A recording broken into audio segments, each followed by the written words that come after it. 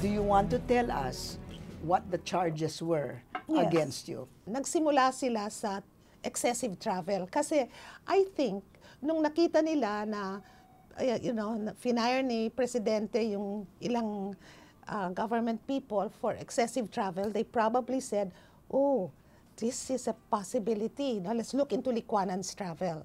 So they looked through documents. They obviously got documents. And then, the records show that nga, all-time high yung 2017. 8 trips, 5 only were paid by government. But prior to that, it was 6. In 2015, it was 5. In 20-whatever, it was 3 and 2. So those are very modest. In CHED, alimbawa merong imbitasyon. You get invitations. Paano kayo nagde-decide kung sino ang pupunta?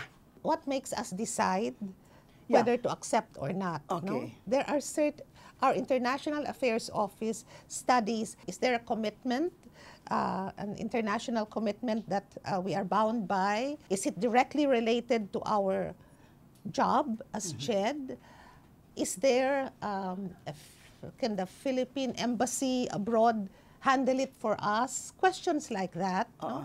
And then when they check, and it is something that CHED should respond positively to, then they get to anong level dapat mag-represent represent CHED. In other words, hindi ikaw nag-decide, ito akin kasi maganda ito, kay Germany Hindi. ito or France ito or whatever. Sa International Affairs Office nang gagaling sasabihin nila sa inyo ng recommendations for travel, and it goes to the management committee and the commission and bank. So hindi ako ang nagde-decide. Kayo ba ang madalas magbiyahe? Oo. Absolutely not, Tita Winnie. Maring Winnie, no.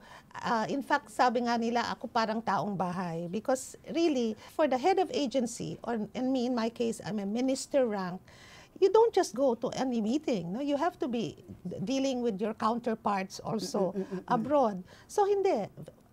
Bihira ako talaga magbiyahe. Base sa datos ng International Affairs staff ng CHED, nakatanggap ang ahensya ng 114 na imbitasyon mula sa iba't ibang international events noong 2017. 54 lang dito ang dinaluhan ng ahensya. 6 rito ang personal na dinaluhan ni Licuanan. Ang unang biyahe ni Licuanan ay noong March 29 hanggang 31, 2017. Inimbitahan siya na maging speaker sa Gender Equality and Empowerment of Women and Girls sa Thailand.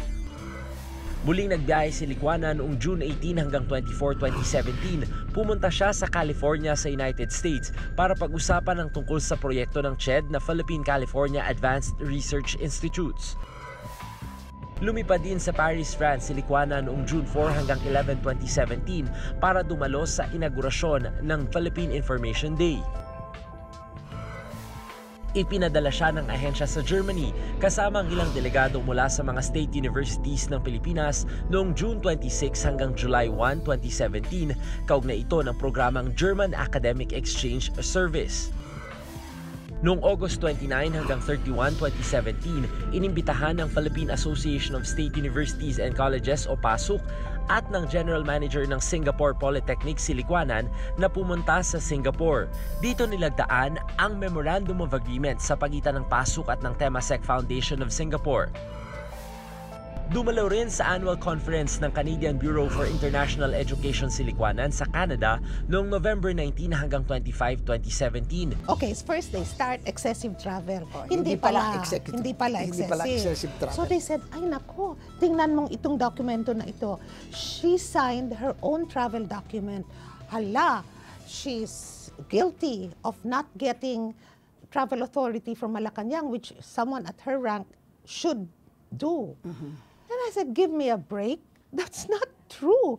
We always ask for a travel authority. What he saw, ang nakita niya, ay isang internal document just for the allotment of funds. But that always is attached to our Malacanang request. And then we can show all the requests signed by the Deputy Executive Secretary. Nag-business class ka. There is a order which allows you, people at a certain level, I think cabinet secretary level and heads of agency, if the travel is long haul, if it is beyond a certain number of hours, which definitely my trips were. And actually, I must confess that I did have some vertigo. I had some occasions of vertigo. Ano ba yung vertigo? Nung nahihilo ka. And that is brought on, I know, by yung kulang sa tulog, no, and stuff like that. So, pag magbabiyahe ako for an official meeting, pag land ko, you hit the ground running, as it were, no? So you really have to be in reasonable shape. You have to get some sleep. So I ask, can I? Citing these things. And actually, that's done also by our international affairs staff. That's not my, they look at the documentation and they ask for permission to travel, for me to travel business class. So my travel authorities have that.